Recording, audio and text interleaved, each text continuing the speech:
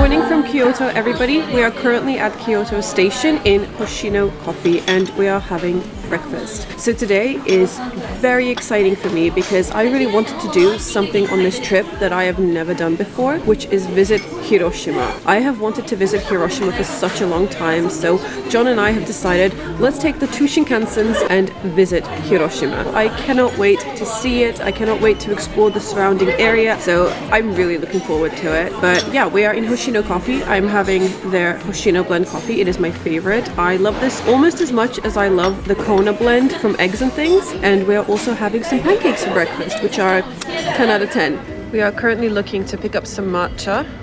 We can get a little latte and share it. Oh, that is earthy. We asked for it unsweetened. That is proper matcha. Very green and earthy tasting and not bitter at all. It's like creamy. Wow, it tastes so different to like the matcha lattes we have in the UK. The ones we have in the UK, they taste very artificial, but this actually tastes like ground up green tea leaves, which is what matcha is. But yeah, I definitely recommend this. I think that matcha was really strong because I feel extremely invigorated after drinking that. I'm buzzing right now. It hits different than coffee. Yeah, it does. It does hit different. And they were very generous with the amount of matcha they put in that drink. There are a lot of souvenir shops around Kyoto Station, so it's very, very tempting. But we managed to buy lots of stuff. We are getting our bags from the lockers now because our train is in about half an hour. It is crazy convenient to have station lockers. This is something that we definitely don't have in the UK for a variety of reasons. There's so many bentos everywhere, so much food. I kind of want a fruit sandwich again. I'm obsessed with them right now. We are currently at our platform right now, waiting for our Shinkansen, and I can show you some things that I bought at Kyoto Station. John got this thing, a miniature Arashiyama landscape, and it's a surprise. We also got some traditional Japanese sweets that are like really, really good with matcha tea, and I love these. I've had these many times before, but it's these. If you guys are wondering where the stars on the beach from Animal Crossing are from, it's these sweets. Look at them. I love these so much. I think they are adorable. And we got this for Larry. I think this is adorable. Imagine Larry with this in his mouth. It's gonna look crazy. I'm actually a little bit worried because we have to catch 2 Shinkansens, one from Kyoto to Shinkobe and one from Shinkobe to Hiroshima. The time we have between the 2 Shinkansens is around 8 minutes, and I hope we can make it. I'm a little bit worried about that. I'm sure we can, but that just seems like a really short layover to me.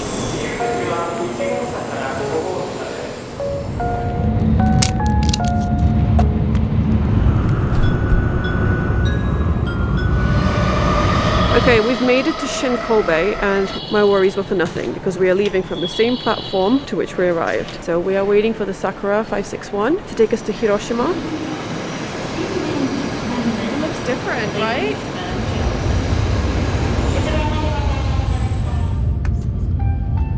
Shortly after arriving in Hiroshima, I went to pay for something and I realized that my wallet was nowhere to be found. I naturally panicked as I have actually never lost anything in Japan before, and I know that if I was to lose something in London or Liverpool, it's unlikely that I would ever see it again. Because of this, I feel like I am conditioned to assume the worst of the situation. However, there are countless stories stating that it's impossible to lose things in Japan, as owners eventually get reunited with their items. Many lost things get turned over to the police, and Japan has vast lost and found centers. Some argue that this is because of a strong cultural emphasis on honesty and public awareness. Most people know what they need to do if they find something, and there is also a strong legal framework and an efficient system for the processing of lost items. This, in theory, helps people reunite with their lost things. I really hoped that this would mean that I can also be reunited with my wallet. As for me, it wasn't about the money, but more about the sentimental value. After a while of searching and lots of help from station staff, we came to the conclusion that the wallet was still on the Shinkansen. I am very stressed. It makes me feel very uneasy. I asked the station staff for help and currently they're searching for my wallet. I feel so embarrassed and so stupid. They said to check back in like an hour or two. So we're gonna go back at 7 and see if they found it. And if they did find it, I have to go to Hakata station. So from Hiroshima station to Hakata station to pick it up. The wallet doesn't actually have that much money in it. It does have my driving license in it though and my bank cards. But it's the wallet itself that I'm really sad about losing because I've had that wallet ever since I arrived in Japan. It has like a picture of a cat on it and the cat is holding a fish and it says Osakana Daisuki. I'm going to be so sad if they don't find my wallet. Like I'm genuinely so stressed out about this. I can't believe I did this. I know what happened. I fell asleep on the Shinkansen because I find Shinkansens very relaxing. I had a little sleep and then when I woke up and I picked up my backpack, I put it in front of me and I simply forgot to check the front compartment. John, we need to check that I haven't left anything else there. Okay, we are heading out now to check on the location of my wallet. We've just entered back into what looked like the train station, but actually it's a massive food hall. This is incredible. There's food everywhere, restaurants everywhere. They found it. They found it. It's currently at Hakata station, so I guess we're going to Fukuoka.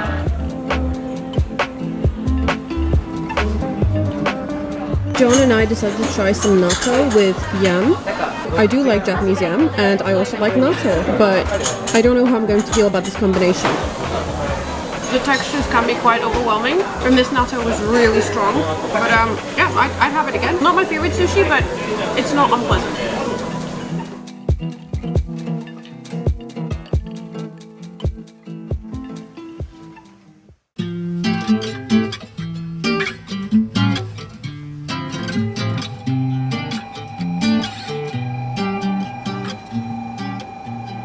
The next day, we made our way to Hakata Station in Fukuoka. As the Shinkansen was not coming back, this was the quickest way for me to retrieve my wallet from the Hakata Station Lost and Found Center. Even though this unexpected trip did change our plans quite a bit, and we had to slightly extend our stay in Hiroshima, we were looking forward to seeing even a little bit of Fukuoka. This journey actually provided a nice diversion, as I was going through a very stressful time at this point, which also probably contributed to me not sleeping properly, then falling asleep on the Shinkansen, and as a result being distracted and losing my wallet. I can't believe they found my wallet. Well, no, I can, because it's actually quite common to lose your stuff in Japan and get it back. I didn't think it was gonna happen to me, but it did. I'm so happy. I've had this wallet ever since I moved to Japan. It's got a cute cat on it. It says Osakana Daisuki, and it had a lot of like my information and my ID in there as well, which really worried me, but they had it ready for me. Although Fukuoka wasn't part of the plan for this trip, we couldn't leave without grabbing some food. As you guys may know, I'm a vegetarian, so I do at least a little bit of research before I visit any restaurant in Japan. So I did the research and I found a ramen restaurant called Marutan that is supposed to have an amazing vegan ramen option, so we decided to check it out. And this was an experience. I went for the vegan option and John decided to get the spicy rantanmen. And I think something somewhere went a little bit wrong while John was picking the option, and he ended up ordering the level 10 spice, which is allegedly insanely spicy. But John loves spicy food, and by that I mean truly spicy food. So he thought, why not? I'm gonna give it a try. Well, let me tell you, if you're looking for a spice challenge,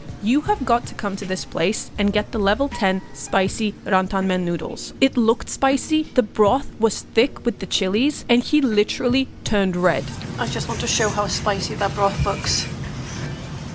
I feel like the further south you go, the richer the flavor of the ramen gets. And even my ramen, there's a bit of spice in it, but this is not spicy, I wouldn't say it's spicy. There is a bit of spice in it, but it's a very rich, very warming peanutty broth, which is perfect for winter time. We were just given a little snack, a little spicy snack. John even has a special bib. The whole experience was amazing from start to finish. The service was impeccable, the host kept making us laugh, my ramen was comforting and delicious, and John did not let this beat him. He persevered through the heat. You can do it, Gambate. Yep, that's what you get for a level 10 spice. And I would definitely have it again. John, let me see, that's the problem with you. You're an addict.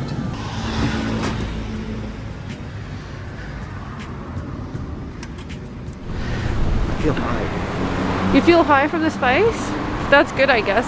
It's the first time my ramen has such deep flavors. And I know in Fukuoka ramen has deeper flavors, it's richer, it's more comforting, but that was delicious. It was a 10 out of 10 easily. And the staff that were working there today was so lovely, and they talked to us and they were just very, very welcoming. So that I'd be shooting fire. That's true, they did warn you that you may be shitting fire. That is true. Mine was so good, I feel so re-energized.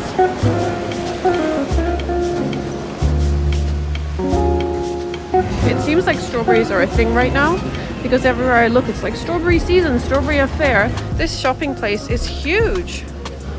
There are a lot of shops at this station, right? The amount of omiyage you can bring from here is insane. And I just found some Hakata Torimon over here. I feel like I need to get some. I have secured the bag. I actually got 2 of them because one of them is a souvenir. But the shops are never ending. I would really like an ice cream because I'm very hot. It's a lot hotter here than it is in Hiroshima or Tokyo or Kyoto. I got yuzu and white peach. Let's go sit down and rest somewhere.